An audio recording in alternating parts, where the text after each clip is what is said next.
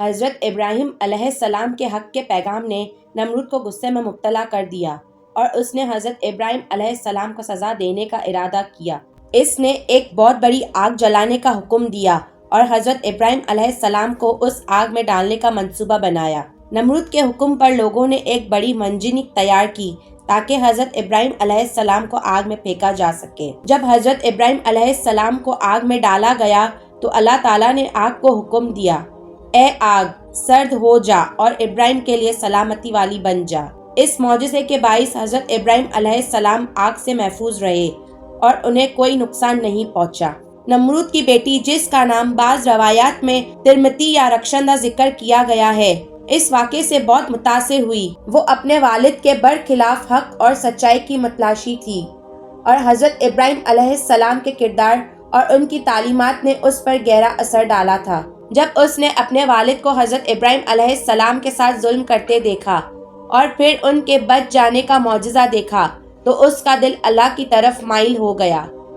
اس نے یقین کر لیا کہ حضرت ابراہیم علیہ السلام کا پیغام سچائی پر مبنی ہے اور اللہ کی وحدانیت کی گواہی دیتا ہے۔ نمرود کی بیٹی نے حضرت ابراہیم علیہ السلام کا دین قبول کرنے کا فیصلہ کر لیا اور اپنے والد کے سامنے حق کو اپنایا۔ اس نے حضرت ابراہیم علیہ السلام کی باتوں پر ایمان لے آئی اور اللہ کے آگے سر تسلیم خم کر لیا۔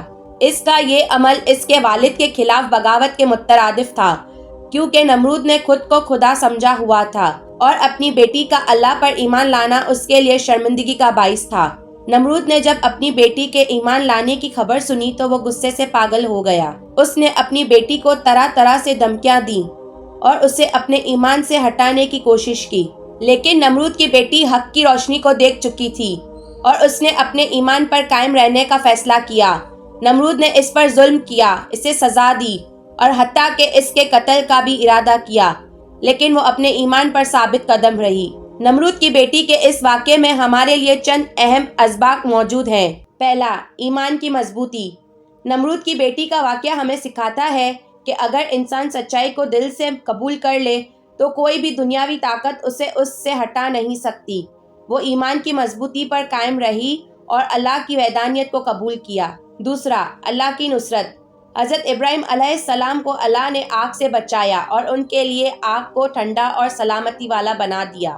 یہ اللہ کی مدد اور نصرت کا بہترین مظاہرہ ہے، جس سے یہ سبق ملتا ہے کہ جو اللہ کے راستے پر چلتا ہے اللہ اس کی حفاظت کرتا ہے۔ تیسرا، حق اور باطل کی جنگ۔ نمرود اور اس کی بیٹی کے درمیان یہ واقعہ حق اور باطل کے درمیان جنگ کی ایک بہترین مثال ہے۔ یہ ہمیں بتاتا ہے کہ حق کی راہ میں مشکلات اور آزمائشیں آئیں گی، لیکن کامیابی ان لوگوں کو ملے گی جو صبر اور استقامت سے اللہ کے حکم پر عمل پیرا رہیں۔ چوتھا، خاندان اور ایمان۔ نمرود کی بیٹی کا ایمان لانا یہ سبق بھی دیتا ہے کہ اللہ کے دین کو قبول کرنے کے لیے ہمیں اپنے قریبی رشتہ داروں، حتیٰ کہ اپنے والدین کے خلاف بھی جانا پڑے تو ہمیں حق کو اپنانا چاہیے۔ اللہ کی رضا اور اس کی وحدانیت کو قبول کرنا سب سے بڑی کامیابی ہے۔